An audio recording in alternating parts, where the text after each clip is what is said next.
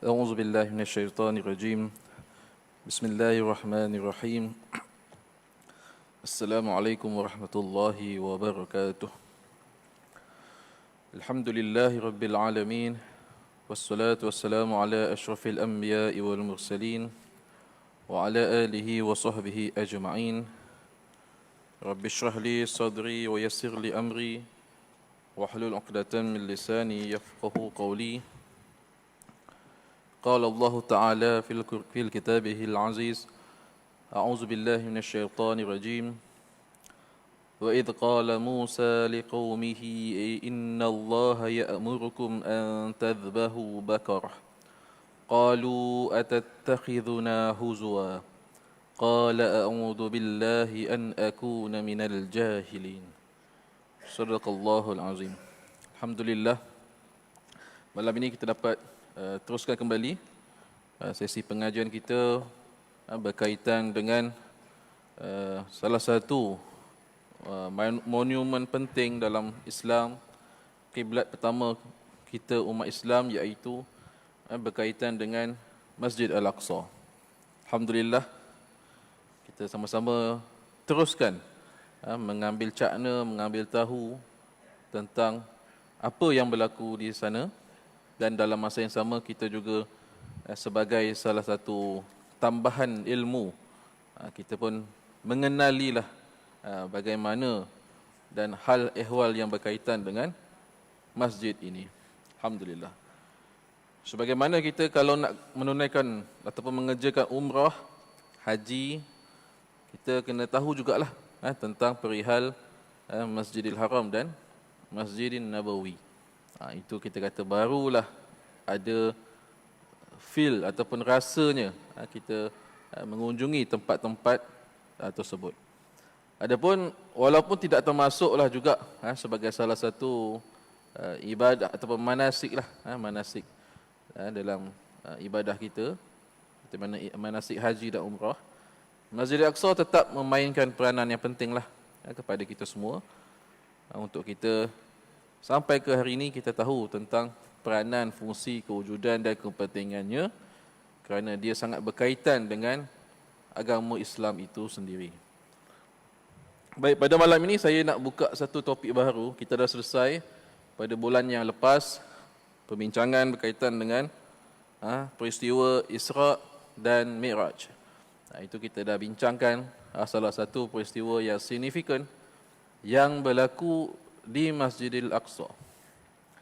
Dan malam ini kita nak buka satu perbincangan yang baru, iaitu perbincangan berkaitan dengan bangsa yang pernah duduk menetap di situ, ataupun kita kata bangsa yang kita kata masih lagi menisbahkan diri mereka kepada Masjid Al-Aqsa umumnya dan khususnya, dan tanah Palestin dan umumnya, iaitu bangsa Yahudi.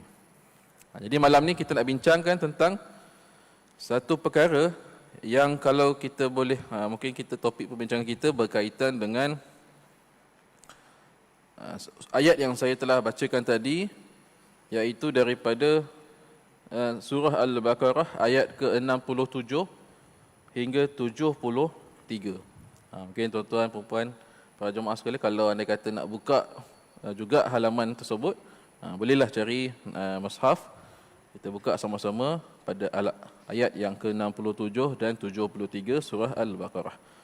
Kita nak mengetahui tentang latar belakang di sebalik peristiwa yang mana kenapa menjadi asbab lah, kita kata orang Yahudi ni, walaupun mereka nak bersungguh-sungguh masuk ke Al-Aqsa, tetapi sampai sekarang mereka tidak dapat masuk secara ramai-ramai. Kalau masuk pun mungkin askar-askar dia orang lah kan, ceroboh masuk. Itu benda biasa. Tapi nak kata bagi yang betul-betul beragama ataupun alim pada kalangan mereka, mereka tidak sesekali atau tidak berani untuk masuk ke halaman Masjid Al-Aqsa kerana peristiwa ini, yang diceritakan oleh Allah Ta'ala dalam surah Al-Baqarah ayat 67 hingga 73. Baiklah, kita baca sedikitlah. Sebab kita baca sedikit untuk memahami latar belakang peristiwa ini. A'udzubillahi minasyaitonirrajim. Wa idh qala Musa liqaumihi innallaha ya'murukum an tadhbahu baqarah. Qalu atattakhizuna huzwa. Qala a'udzu billahi an akuna minal jahilin. Qalu ud'u lana rabbaka yubayyin lana ma hi.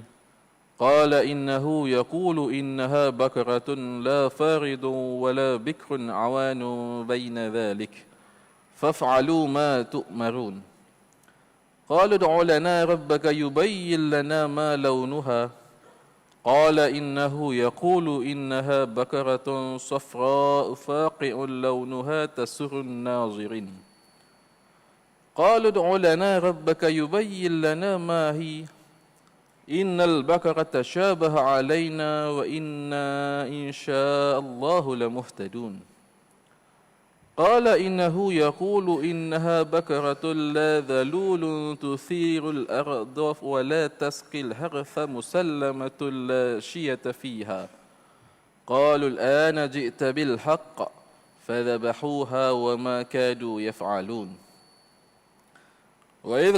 وإذ قتلتم نفسا فادارأتم فيها والله مخرج ما كنتم تكتمون فقلنا اضربوه ببعضها كذلك يحيي الله الموتى ويريكم آياته لعلكم تعقلون صدق الله العظيم. Jadi kita tengoklah sekali terjemahannya. Dan ingatlah ketika Nabi Musa berkata kepada kaumnya, iaitu Bani Israel lah, Bani Israel. Sesungguhnya Allah Ta'ala menyuruh supaya kamu menyembelih seekor lembu betina. Maka mereka berkata, adakah engkau hendak menjadikan kami ini sebagai satu permainan? Bani Israel mempersoalkan apa yang diperintahkan ataupun yang disampaikan oleh Nabi Musa AS yang merupakan perintah Allah Ta'ala. Kalau ada sikap yang suka mempermain-mainkan perintah Tuhan, maka itu adalah salah satu daripada sikap ataupun perangai orang Yahudi. Waliyahzubillah. Boleh pula dia kata, kau ni Musa nak main-mainkan kita orang ke kan? Dia kata. Nabi Musa menjawab, aku berlindung kepada Allah daripada menjadi salah seorang daripada golongan yang jahil. Mereka berkata pula, berdoalah kepada Tuhanmu untuk kami supaya diterangkannya kepada kami bagaimana sifat-sifat lembu itu. Jadi bila Allah Ta'ala perintah supaya sembelih lembu, mereka main-main. Tapi kemudian tanya lagi, apa dia? Okey, apa dia? Apa yang Tuhan kau suruh buat tu? Seolah gitulah dialog mereka. Kemudian Nabi Musa menjawab bahawasanya Allah berfirman, lembu betina itu ialah seekor lembu yang tidak terlalu tua dan tidak terlalu muda. Pertengahan umurnya di antara itu, maka kerjakanlah apa yang telah diperintahkan kamu untuk melakukannya. Allah bagi situ je. Allah jawab balik pertanyaan. Allah jawab pertanyaan Bani Israel itu dengan arahan, sembelihlah lembu betina yang tidak tua dan tidak terlalu muda, sedang-sedang. Tapi Bani Israel ini tak puas hati. Wallahu a'lam, adakah itu kita boleh kata perangai mereka lah, memperolok-olokkan. Mereka ni gemar memperolok-olokkan Nabi-Nabi. Dah Allah Ta'ala dah jelaskan dah itu satu perintah, dia tanya lagi. Mintalah kat Tuhan kau. Mereka berkata lagi, mereka pohonkanlah kepada Tuhan kamu untuk kami supaya diterangkan pula apakah warnanya. Pula dah. Nak minta tanya pula warnanya. Nabi Musa menjawab bahawasanya Allah Ta'ala berfirman, lembu itu ialah lembu yang berwarna kuning, iaitu kuning tua warnanya, lagi menyukakan orang-orang yang melihatnya. Warna kuning. Akhirnya Nabi Musa melayanlah kerana kaumnya Bani Israel itu. Mereka berkata lagi, pohonkanlah kepada Tuhan kamu untuk kami supaya diterangkan kepada kami lembu betina yang mana satu. Kerana sesungguhnya lembu yang dikehendaki itu masih lagi tak jelas atau susah untuk kami memilihnya, dan mudah-mudahan kami dapat mendapatkan petunjuk untuk mencari lembu itu. Alasan pula, susahlah pula nak cari lembu warna kuning ni. Kan, macam-macam. Nabi Musa menjawab bahawasanya Allah Ta'ala berfirman, sebenarnya lembu yang dikehendaki itu lembu betina yang tidak pernah digunakan untuk membajak tanah dan tidak pula digunakan untuk mengangkat air. untuk menyiram tanaman. Ia juga tidak cacat dan tidak ada belang-belang pada warnanya. Maksudnya kuning lah, kuning keseluruhan badannya. Mereka berkata, sekarang barulah engkau dapat menerangkan sifat-sifatnya yang sebenar. Maka mereka pun menyembelih lembu tersebut dan hampir-hampir mereka tidak dapat menunaikan perintah Allah itu. Dalam satu kisah, kalau kita baca dalam Qasasul Anbiya, kita kata Nabi Musa AS ni diketahui sebagai seorang yang kita kata agak tidak petah, ataupun kita kata bahasa mudah kita gagap. Ada setengah pandangan riwayat mengatakan Nabi Musa seorang yang gagap, ataupun kita kata tidak petah lah bercakap. Jadi kita boleh fahamlah berkaitan dengan riwayat ini, kenapa Bani Israel ini seolah-olah macam nak memperolok-olokkan baginda. Kita tahu kalau kita bercakap dengan orang yang susah nak bercakap kan, kita rasa macam tanya soalan susah lagi, bagi dia macam tergagap. Satu hal juga lah, satu situasi kita boleh nampak bagaimana sikap Bani Israel kepada Nabi-Nabi yang diutuskan kepada mereka. Walaupun dalam masa yang sama mereka bangga, dalam satu situasi mereka bangga para Nabi itu diutuskan dalam kalangan mereka. Tetapi sikap mereka itulah, kita kata suka memperolok-olokkan. Kononnya rasa mulia lah diutuskan Nabi, dan mereka memperolokkan pula Nabi tersebut. Dan sebab itu jugalah Nabi Musa minta supaya diutuskan saudara baginda Harun, Nabi Harun AS, yang diketahui petah, lebih petah bercakapnya. Jadi lengkaplah partner itu, kedua-dua orang Nabi itu. Jadi sebab itulah itu kat sini mereka kata, sekarang barulah engkau dapat menerangkan sifat-sifat yang sebenar. Seolah-olah macam apa yang Nabi Musa cakap pada mula tu macam macam main-main lah kan. Bila dah berjela-berjela tu kan, barulah kata, macam ni lah kita nak. Padahal boleh je buat yang mudah-mudah. Tetapi makin susah lah kan. Kalau kita yang makin lama makin susah cari. Baik kita buat awal-awal apa yang Allah perintahkan. Umpamanya macam itulah. Itu satu kisah. Itu satu cerita lah. Udah sambungannya. Dan ingatlah ketika kamu membunuh seorang manusia, kemudian kamu tuduh-menuduh sesama sendiri tentang pembunuhan itu. Padahal Allah tetap melahirkan apa yang kamu sembunyikan. Dan ingatlah ketika kamu membunuh seorang manusia, kemudian kamu dituduh-menuduh sesama sendiri, padahal Allah tetap melahirkan apa yang kamu sembunyikan itu. Okey. Kadzalika yuhyillahu mauta, dan begitulah ketika mana Allah Ta'ala perintahkan untuk memukul mayat tersebut, kemudian Allah menghidupkan mayat tersebut dan menunjukkan tanda-tanda kekuasaannya supaya kamu berfikir. Jadi dalam ayat 67 hingga 73 ni menceritakan dua situasi di antara ataupun yang berlaku kepada kaum Bani Israel. Situasi yang pertama, mereka mempersoalkan tadi macam yang saya sebutkan tadi, tentang perintah Allah untuk menyembelih lembu betina. Dan yang kedua, situasi di mana kaum Bani Israel ini menghadapi satu keadaan ada berlakunya kematian. Ada seorang apa kita kata berlaku kes pembunuhan. Sebab tu kat sini Allah sebut wa idh qataltum nafsan faddaraktum fiha. Dia kata apabila berlaku kita kata satu kejadian pembunuhan, maka kamu saling tuduh-menuduh antara satu sama lain. Jadi dalam kes pembunuhan tersebut, kalau dalam kita baca dalam kita kata syariat Nabi Musa AS, orang Bani Israel ni apabila berlakunya kejadian pembunuhan dan menemui ataupun menyentuh mayat, mereka perlu bersuci. Mereka perlu melakukan satu ritual penyucian.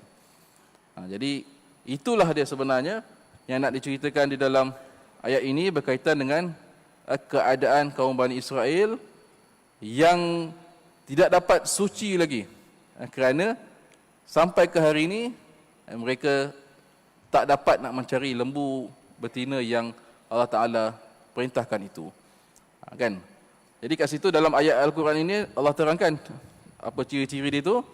Walaupun mereka sembelih, tapi pada ketika itu sembelih pada waktu itulah. Sedangkan hari ini berapa banyak yang sebenarnya lembu yang mereka perlu korbankan untuk melaksanakan perintah Allah Ta'ala itu. Dan kita juga kena maklum dan kita juga kena tahu bahawa kitab Samawi, kitab-kitab Samawi ini ada Taurat, ada Injil, ada Zabur dan Al-Quran kan. Maka kisah-kisah yang berkaitan dengan Bani Israel ada diceritakan di dalam kitab yang sebelum Al-Quran, iaitu Taurat dan Injil. Kalau kita nak mengetahui tentang kisah-kisah Nabi Bani Israel, maka rujukan kita adalah, ataupun kita kata rujukan silang kita adalah Al-Quran yang pertama. Maka kita boleh juga baca rujukannya pada Taurat dan Injil.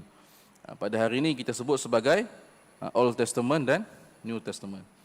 Itu kita kata dari sudut perbandingan agama. Dan kita kena akui bahawa agama Yahudi dan Nasrani, mereka ni adalah bangsa yang menerima agama Samawi, sebagaimana kita umat Islam. Tetapi kita Islam melengkapkan agama syariat Nabi-Nabi terdahulu, dan ianya tidak lagi eksklusif kepada kaum bangsa Arab, maka dia seluruh umat manusia. Itu beza dia. Cuma kita nak tahu jugalah, ada sebahagian orang Yahudi ni ketika Nabi SAW diutuskan, mereka tidak menerima Islam. Kerana mereka nak terus berpegang kepada ajaran Taurat mereka dan Injil mereka itu, kerana mereka merasakan mereka adalah bangsa yang terpilih. Itu datangnya apa? Chosen, the chosen people, the chosen tribe, sebagainya. Mereka tak boleh terima adanya orang yang lebih mulia daripada bangsa mereka, terutama kaum Arab lah, yang diutuskan Nabi Muhammad sallallahu alaihi wasallam. Jadi disebabkan itu mereka kekal mengamalkan apa yang ajaran Taurat dan Injil, dan dari situlah berlakunya interaksi apabila Nabi sallallahu alaihi wasallam berhijrah ke Yathrib, ke kota Madinah. Dan ada dalam kalangan para sahabat yang asalnya beragama, kita kata berbangsa Yahudi, mengetahui tentang kebenaran Nabi Muhammad, mereka memeluk agama Islam.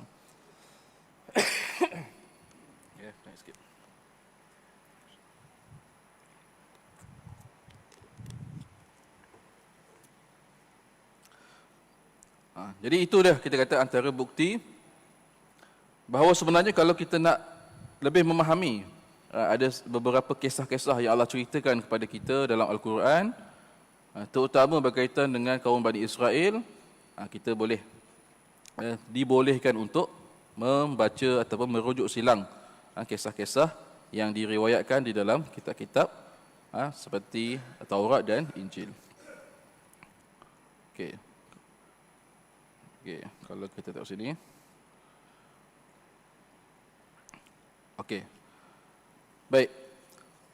Jadi kalau kita lihat, ini saya petiklah, saya rujuk daripada kajian daripada Dr. Ghazali Basri, seorang kita kata pengkaji yang berkaitan dengan perbandingan agama. Beliau mengulas tentang perihal lembu tadi tu dalam surah Al-Baqarah.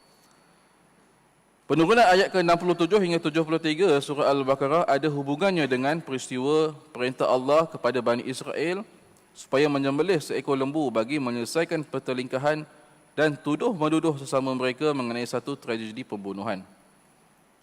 Setelah mereka mengadukan hal tersebut kepada Nabi mereka, iaitu Musa AS, maka turunlah ayat-ayat tersebut bagi usaha mengetahui siapakah pembunuh yang sebenarnya. Dalam hal ini, pengkaji mendapati bahawa penurunan ayat-ayat Al-Quran tersebut berfungsi menjelaskan kekeliruan yang timbul mengenai peristiwa yang sama, seperti yang terdapat di dalam kitab Perjanjian Lama yang disebut sebagai Taurat oleh penganut agama Yahudi. Jadi rupanya kisah di sebalik peristiwa ataupun perintah Allah Ta'ala minta supaya disembelih lembu itu adalah berkaitan dengan situasi tadi, iaitu berlakunya pembunuhan. Jadi orang Bani Israel ini saling bergaduh, tuduh-menuduh. Jadi datang daripada situlah Allah Ta'ala, wa idh qala Musa liqaumihi an tadhbahu baqarah. Dari situlah dia Allah Ta'ala memberikan jawapan ataupun arahan kepada Bani Israel untuk menyelesaikan pertelingkahan tersebut dengan membunuh atau menyembelih lembu. Tetapi tadilah macam-macam yang dia tanya. Dan dalam masa yang sama, kalau kita rujuk kembali kepada kitab ataupun apa yang diceritakan di dalam Taurat ataupun Old Testament, ini diceritakan di dalam, kita kata satu, kalau ni saya sebut je kan, satu juzuk ataupun buku namanya Deuteronomy. Dia kata, sekiranya didapati seorang yang terdampar di atas bumi yang Tuhan berikan kamu, mati terbunuh, sedangkan tidak diketahui pembunuhnya, maka Tuhan memerintahkan kepada kamu, iaitu para ketua agama dan hakim hendaklah berkumpul dan mengukur jarak di antara tempat pembunuhan kepada bandar yang paling berhampiran. Dan ketua agama tersebut dia kehendaki mendapatkan seekor lembu betina yang sihat, masih lagi muda, dan bukan lembu digunakan untuk bekerja, mengangkut barang dan membajak. Dan mereka, iaitu ketua agama, hendaklah membawa lembu tersebut ke sebuah lembah yang hijau dan mematahkan tengkuknya sehingga lembu itu mati. Kemudian para imam dari Bani Lewi dan ahli keluarga harus tampil datang, kerana mereka lah Tuhan telah merestui mereka melaksanakan Tuhan untuk mendapat berkat atas nama Tuhan mereka. Dan seluruh pendeta tersebut akan keluar menjadi upacara membasuh tangan di atas kepala lembu yang telah disembelih tadi, yang telah dibunuh tadi. Dan mereka akan berdoa merayu sambil mengucapkan, tangan-tangan kami tidak melakukan pembunuhan ini dan tidak juga penglihatan kami menyaksikannya. Kemudian kasihanilah, oh Tuhan, ke atas kaum Bani Israel, yang engkau telah tebus dosa kami, dan janganlah engkau libatkan kami atas pembunuhan itu. Biarlah darah yang tertumpah itu mendapat pengampunan. Demikianlah engkau harus menghapuskan darah orang yang tidak bersalah dalam kalangan kami, sebab dengan demikian engkau melakukan apa yang benar di matamu. Ini saya terjemahkan terjemahkan. Jadi nak ceritakan bahawa dalam Taurat begitulah diceritakan. Maksudnya apa? Perintah tersebut sama. Lebih kurang kita kata apa sama seperti apa yang Allah Taala perintahkan, cuma Al-Quran kita maklum dia bukan sebuah kitab sejarah. Kalau orang kata, kenapa Al-Quran cerita sikit-sikit? Sebab Al-Quran bukan kitab sejarah. Dan kebanyakan kalau Taurat, Injil, kitab-kitab yang kita kata sekarang ni namanya Bible itu, kalau kita baca, kita akan dapati dia seperti buku sejarah. Dia macam peristiwa. Tetapi Al-Quran dengan kemujizatannya tidak seperti itu. Allah Ta'ala hanya menceritakan perkara-perkara yang penting sahaja. Dan selebihnya kita boleh mengkaji dan memahami apa di sebaliknya. Dan sebab itulah perlunya ada ilmu perbandingan dan juga asbabun nuzul kita kena tahu. Kembali kepada peristiwa tadi yang disebutkan, disebabkan ada orang yang ada yang terbunuh, jadi kampung yang berdekatan dengan terjadinya peristiwa pembunuhan itu perlu melakukan upacara pembersihan. Umpamanya kita kata macam menolak bala lah. Kata kami tak bunuh, jadi kita berlepas tangan daripada perbuatan pembunuhan ini. Dan caranya adalah dengan menyembelih. Kita dalam Taurat ni dia lebih agak kejam sikit kan, dia patahkan tengkuknya. Jadi bunuhlah lembu tu untuk dilakukan upacara. Kemudian adalah upacara yang terperincinya dilakukan dengan doa dan sebagainya. Itulah cara yang untuk membersihkan diri mereka daripada najis atau kita kekotoran akibat daripada terjadinya pembunuhan itu. Jadi kalau apa yang kita dapat simpulkan daripada peristiwa ini adalah bahawa sebenarnya kaum Bani Israel ni masih lagi kotor, masih lagi tidak suci. Kerana sampai ke hari ini kita tak pernah tengok pun. Wallahu alam apa kita kata, mereka melakukan upacara seperti ini. Sebab kalau kita hari ini dah berapa ramai dah kan mereka pergi ziarah orang meninggal, apatah lagi mereka duk menjarah Palestin kan, membunuh orang. Sepatutnya mereka lagi kotor lah kan. Cuma jadi sebagai itu mereka lagi tidak boleh masuk ke Baitul Maqdis kerana dalam keadaan mereka yang belum disucikan. Dan di situlah menurut ahli sejarah dan pengkaji mengatakan kaum Yahudi sekarang ni sedang mencari lembu untuk disembelih dengan bersekali dengan agenda Zionis untuk menguasai Al-Aqsa dan Palestin. Mereka berhasrat ataupun bercita-cita untuk Setelah melakukan upacara ini, mereka akan masuk ke Masjid Al-Aqsa dan membina apa yang disebut sebagai Haikal Sulaiman yang ketiga. Itulah sebabkan sampai sekarang tak ada Allah Ta'ala menahan mereka daripada melakukan upacara tersebut, kerana memang susah nak mencari lembu seperti mana yang diperincikan itu. Itu hikmahnya. Okey. Kemudian yang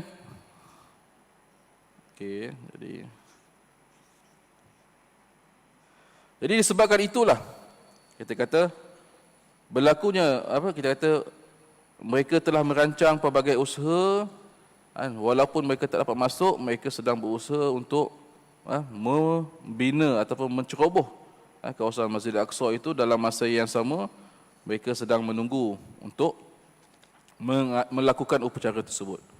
Ini sebenarnya banyak ni sebenarnya nak ceritakan. Okey.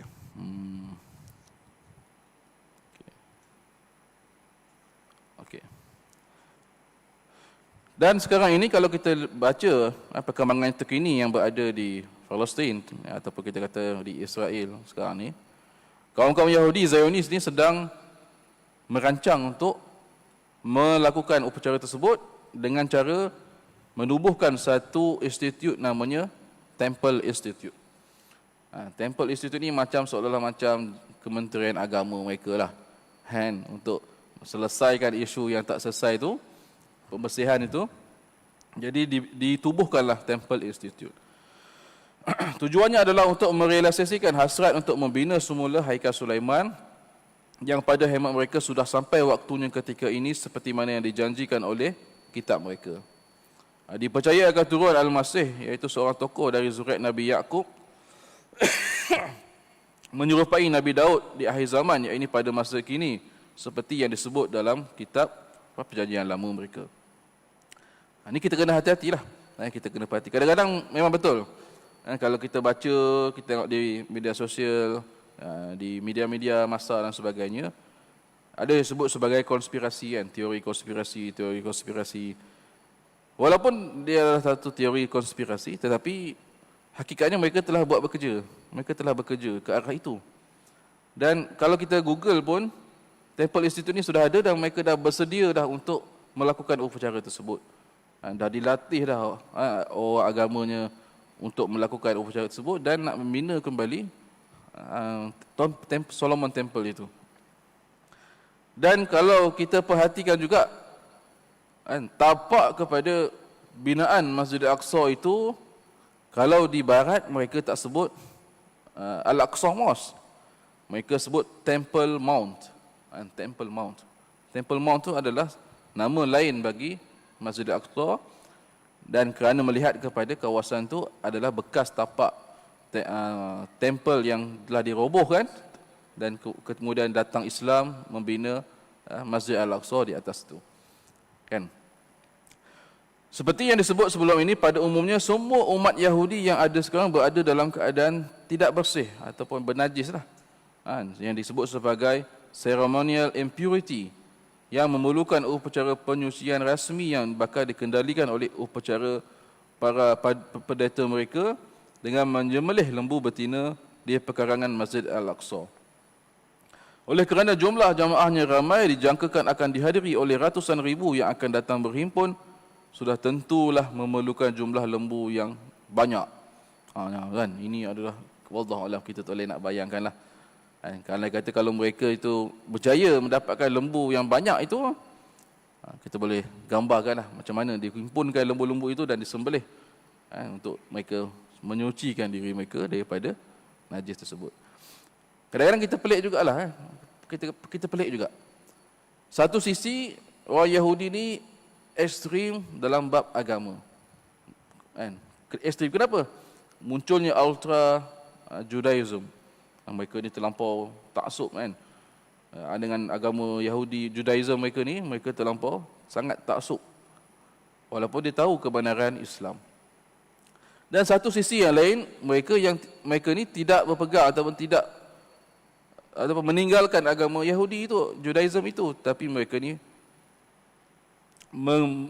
memeluk ataupun mengikuti fahaman ideologi Zionism yang menolak agama. Tetapi bab ini mereka bersatu, kan? Mereka nak masuk kepada kawasan Masjid Al-Aqsa, mereka bekerjasama supaya orang Yahudi, bila sebut tentang orang Yahudi, mesti kena bersatu dan mereka bersama-sama untuk merealisasikan hasrat bersama. Walaupun orang Zionis tidaklah menerima ataupun menolak ajaran agama Yahudi, dan juga orang Yahudi pun menolak ajaran fahaman Zionis, tapi bab ini mereka bersatu.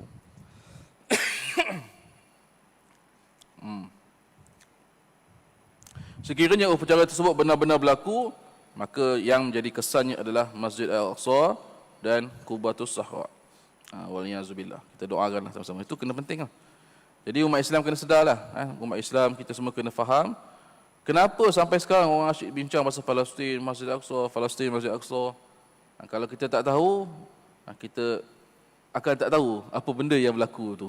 Kan? Kalau kita tahu, kita akan sedar bahawa sebenarnya inilah matlamat mereka untuk menguasai Palestin dan kemudian khususnya Masjid Al-Aqsa itu sendiri. Apa pendirian kita umat Islam? Kita umat Islam, kita umat yang menganut agama yang universal, rahmatan lil alamin. Agama yang tak kira apa jua bangsa, apa jua kita kata latar belakang, semuanya boleh menjadi Muslim. Dan kita juga faham bahawa apabila Islam datang, ia sebenarnya memansuhkan syariat-syariat yang terdahulu. Termasuklah, inilah syariat yang tentang sembelih lembu ni sebenarnya. Jadi timbul persoalan, mungkin benda ni kita kena wacanakan atau kena tanyakan balik kepada orang Yahudi itu. Kita sebagai umat Islam, agama yang terakhir, Nabi yang terakhir, penutup segala Rasul, tetapi dalam masa yang sama mereka nak kekalkan dengan agama mereka yang sebenarnya dah dimansuhkan oleh agama Islam. Apa sebenarnya matlamat perjuangan mereka itu? Kan? Tak jadi masalah kalau orang Yahudi ni semua masuk Islam dan mereka mengikut syariat Islam dan tiada keperluan pun untuk menguasai Palestin, nak meruntuhkan Al-Aqsa. Mereka boleh datang beribadah di situ kerana mereka mengikuti syariat Nabi yang terakhir. Tapi kat situlah kita kata faktor-faktor ta'assubnya, faktor-faktor kita kata istilahnya politiknya kan, nak menguasai tanah, tamaknya dan sebagainya. Hatta Nabi SAW ada di Madinah itu pun kita boleh lihatlah bagaimana pemusuhan kaum-kaum Yahudi ini kepada baginda. Itu satu benda yang tidak dapat dielakkan. Maka kat situ, dalam kalangan orang Yahudi yang sebegitu, ada kaum Yahudi yang menerima kebenaran dan memeluk Islam. Tokoh-tokohnya antaranya menjadi sahabat Nabi SAW, iaitu Ka'ab Al-Ahbar, Wahab bin Munabih, dan ramai lagi lah antara sahabat-sahabat yang berbangsa Yahudi yang mungkin kita tak kenal. Sepanjang Nabi duduk di Madinah tu, mesti mereka banyak berdialog dengan Nabi SAW dan sebagainya. Dan salah satu yang antara dialog Nabi sallallahu alaihi wasallam dengan kaum Yahudi ni, sebagaimana yang kita maklum berkaitan dengan kisah Zulkarnain. Orang Yahudi yang bocorkan soalan itu kepada kaum Quraisy, bertanya kepada Nabi kan, maksudnya mereka dah tahulah sebenarnya kebenaran itu ada pada Nabi, tapi mereka tidak mahu menerimanya. Kan? Jadi itulah dia, kita kata latar belakang cerita berkaitan dengan surah Al-Baqarah tadi. Maka itulah sebenarnya yang mereka tengah tunggu-tunggukan soalan itu. Dan dia menjadi bukan lagi isu agama, tapi lebih kepada isu kita kata nak merampas tanah, nak menguasai kita kata politik Timur Tengah. Dan itu adalah agenda-agenda Zionis, dan sudah tentulah ia telah ditunggangi oleh telah menunggang golongan-golongan agama rabai-rabai Yahudi itu yang terlalu ekstrim. Mereka menggunakan hujah-hujah agama mereka untuk menghalalkan tindakan tersebut. Sedangkan kita umat Islam, kita kenapa kita kena pertahankan? Kerana apa yang ada di Al-Aqsa itu adalah kita kata berdasarkan kepada syariat kita Islam, kita binakan masjid dan itulah tempat ibadah kita, dan tak perlulah lagi nak dirobohkan, nak dibina kembali kuil orang Yahudi semata-mata, sedangkan Al-Aqsa itu boleh menerima sekalian punya bangsa untuk solat di situ, maka tak ada isu pun kalau bukan Yahudi ke, bukan Arab ke untuk solat di situ. Okey.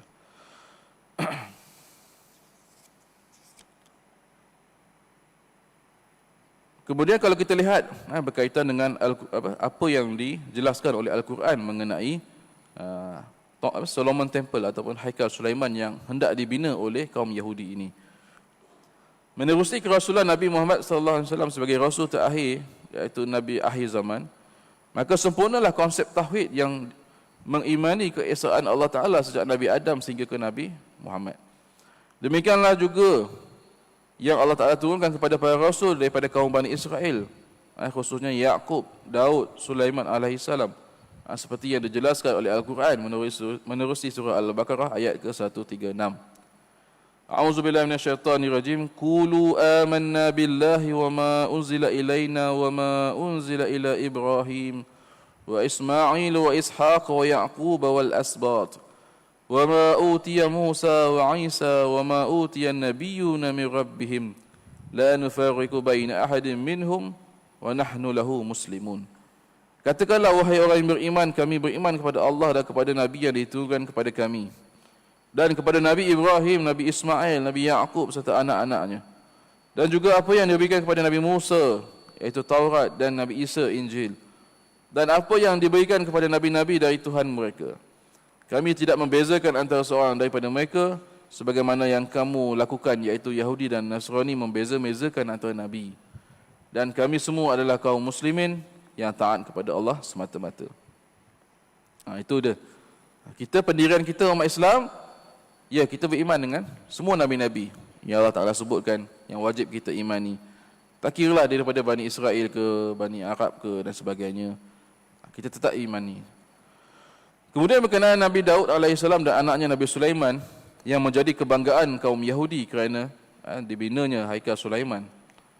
Jadi naratif kita umat Islam memang betul, Nabi Sulaiman alaihissalam membina tempat ibadah. Kita kata macam musolla lah untuk bagi dia beribadah. Tetapi kaum Yahudi memandangnya sebagai satu umat ibadah yang lain daripada kita. Itu beza lah, tu masalahnya kan. Mereka faham dari sudut yang salah. Al-Quran merakamkan keimanan mereka menerusi surah An-Naml, iaitu Nabi Sulaiman dan Nabi Daud. A'udzubillahi minasyaitonirrajim. Wa laqad atayna Dauda wa Sulaiman ilma wa qala alhamdulillahilladzi faddalna ala katsirin min ibadihi almu'minin. Dan sesungguhnya kami, yakni Allah, telah mengurniakan ilmu pengetahuan kepada Nabi Daud dan Nabi Sulaiman. Dan mereka berdua bersyukur dengan berkata, segala puji bagi Allah yang dengan limpah kurnianya memberi kami kelebihan mengatasi kebanyakan hamba-hambanya yang beriman. Kemudian ada satu lagi peristiwa yang menjadi kebanggaan kaum Yahudi, yang mengasakan bahawa Yahudi sahajalah bangsa yang terbaik. Bangsa yang bukan Yahudi adalah hina dan rendah pada pandangan mereka.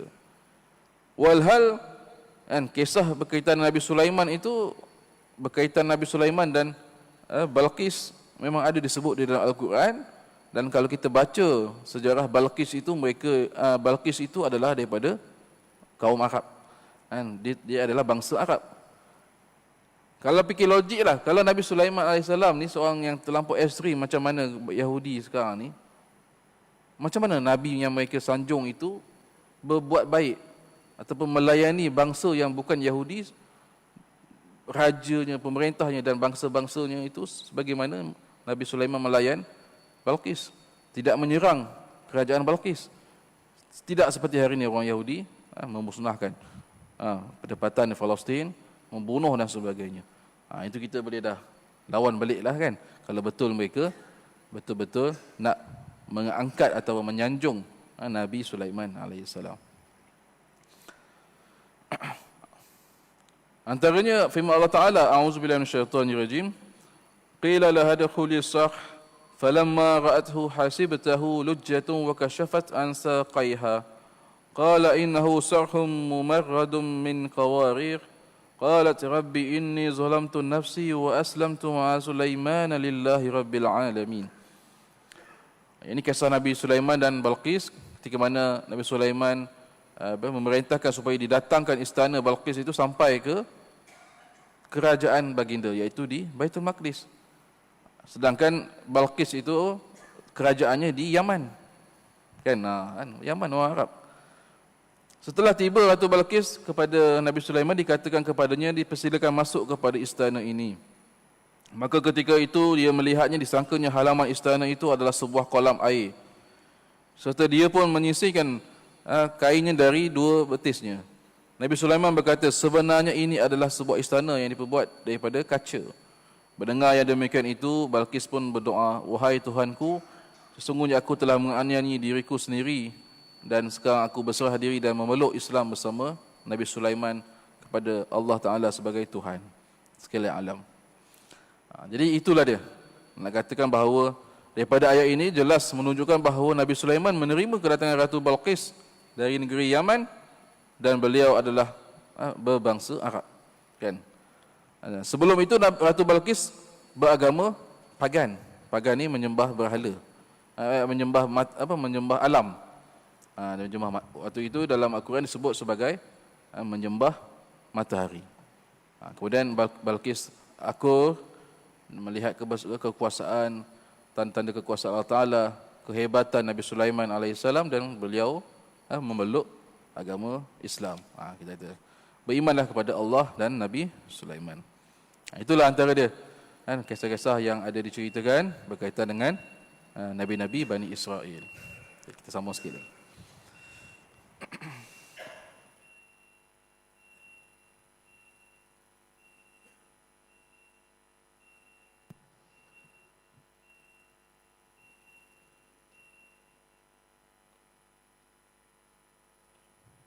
Allahu Akbar, Allahu Akbar.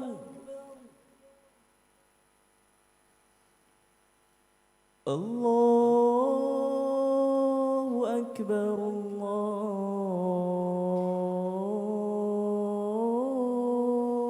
Allahu Akbar.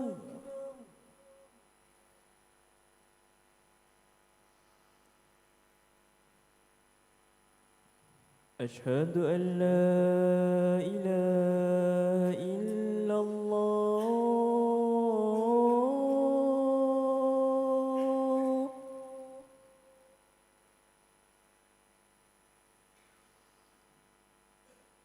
أشهد أن لا إله إلا الله.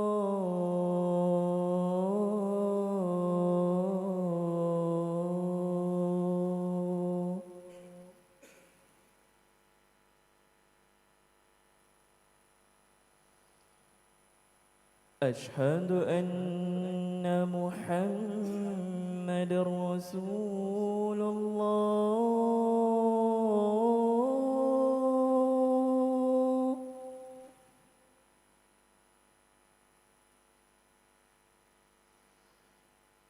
أشهد أن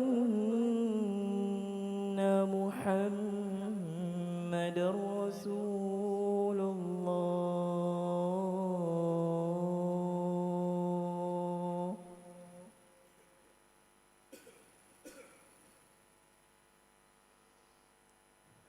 حي على الصلاة.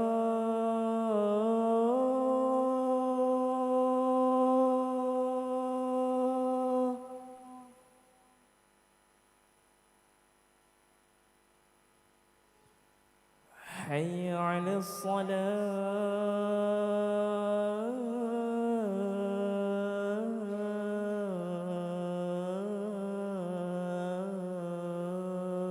الصلاة.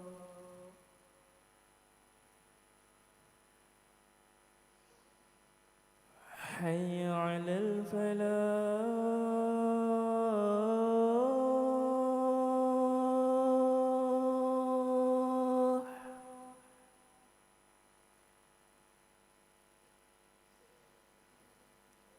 حي على الفلاح.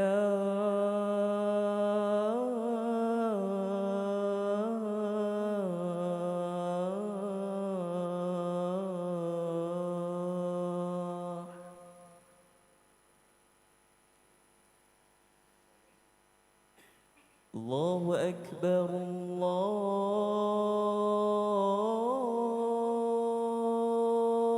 الله أكبر لا إله إلا الله.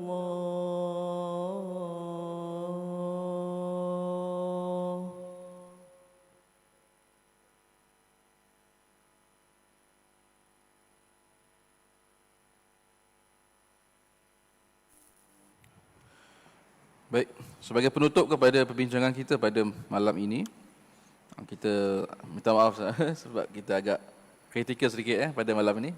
Kita pengenalan kepada bidang yang baru, kita cuba nak memahami dua konteks daripada dua sumber yang pentinglah, Al-Quran dan juga kitab Taurat. Setelah meneliti kandungan perjanjian lama yang menjadi sandaran kepada agama orang Yahudi, umat Yahudi, maka didapati terdapat dua peristiwa yang melibatkan penyembelihan lembu dalam kehidupan beragama mereka. Kalau kita ada kawan orang Yahudi, cuba tanyalah dia kan. Mereka perlu untuk melakukan upacara ini. Salah satu daripadanya adalah dalam kes tadi, mengetahui siapa yang kita kata berlakunya melibatkan kes pembunuhan, perlu sembelih lembu kan. Yang kedua, lembu perlu disembelihkan untuk membersihkan diri daripada najis. Itu pada ajaran mereka. Dua peristiwa tersebut dihuraikan, kemudian sebagaimana yang tadi disebutkan, oleh sebab upacara penyucian diri bagi setiap umat Yahudi memerlukan syarat dan persiapan yang sukar untuk dilaksanakan, maka sejak sekian lama mereka berada dalam keadaan yang tidak suci dan terhalang untuk memasuki Haikal Sulaiman, ataupun kita kata Masjid Al-Aqsa lah. Kalau kita lihat hari ini, mereka hanya bertumpu kepada satu kawasan namanya tembok sebelah barat, ataupun hari ini sebut sebagai tembok ratapan. Mereka hanya sekadar duduk di luar tembok itu saja, menangis, tapi tak boleh masuk ke dalam. Kerana itulah dia batasannya. Nak masuk tak boleh, sebab mereka ni tak bersih lagi. Dia mampu menangis lah dekat tembok tersebut. Kemudian kita dah bincangkan juga tentang usaha mereka untuk apabila dapat menyucikan diri mereka, nak bina semula Haikal Sulaiman yang telah runtuh, tapi di atas tapak Masjidil Aqsa. Jadi telah berlaku, kita kata akibatnya, disebabkan mereka tidak boleh memasuki lagi, mereka melakukanlah kerosakan, kemusnahan, pembunuhan kepada umat Islam di Palestin. Bahkan orang Kristian pun kena menjadi mangsa juga, kerana mereka menyangkakan yang lain daripada Yahudi itu boleh dibunuh, dengan tujuan untuk membersihkan kawasan itu untuk mereka, kan. Jadi kalau kita lihat dengan adanya perintah tersebut, maksudnya perlu upacara menyembelih lembu, dan sehingga kini lebih 2000 tahun mereka terhalang disebabkan tidak dapat melakukan upacara tersebut. Maka di sinilah hikmah dan rencana Allah Ta'ala, kalau kita dapat faham setelah memahami ayat-ayatnya melalui Taurat, Injil dan Al-Quran. Kalau kita faham, inilah hikmah dia, sampai sekarang mereka tak dapat nak masuk lagi. Dan Allah Ta'ala hikmahnya menutup kerasulan terakhir pada Nabi Muhammad SAW yang daripada bangsa Arab, menandakan sempurnalah syariat agama Islam, iaitu agama Tauhid Islam yang bersifat universal.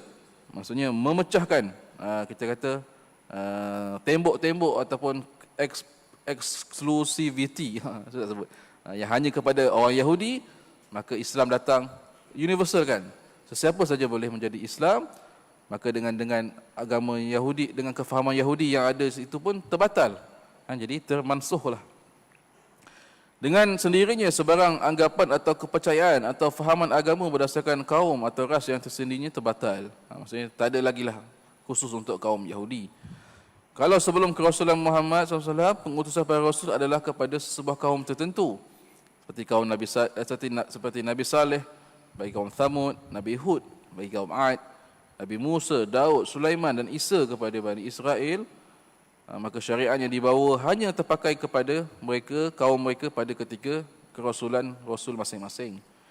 Maka berdasarkan fakta ini, hujah bahawa Bani Israel mempertahankan tradisi agama Yahudi sebagai agama Bani Israel semata-mata ternyata tidak sah dan terbatal. Jadi kita kata akhir zaman sepatutnya mereka faham, mereka akuilah kerasulan Nabi kita Nabi Muhammad sallallahu alaihi wasallam dan mengikuti syariat Islam. Tapi mereka tak nak. Kekallah mereka seperti itu dan melakukan kerosakan kepada manusia sejagat sampai ke hari ini. Wallahu taala alam. Mudah-mudahan kita dapat memahami apa latar belakang di sebalik perebutan kesungguhan orang Yahudi ini nak menguasai Palestin dan Al-Aqsa, dan apa peranan kita sebagai umat Islam. Kita kena tahu supaya persiapan-persiapan di pihak kita pun kita dapat buat sama. Mungkin boleh kita bincangkanlah di luar nanti. Kita, apa peranan kita sebagai umat Islam? Adakah kita nak biarkan mereka dengan bangganya membawa bangsa mereka itu, bangsa yang terpilih, sanggup memusnahkan umat manusia sejagat, membunuh dan sebagainya? Itu adalah satu benda yang tidak boleh diterima sekali atas dasar kemanusiaan. Wallahu taala alam, wa sallallahu ala sayidina Muhammadin wa ala alihi wa sahbihi wasallam. Wassalamualaikum warahmatullahi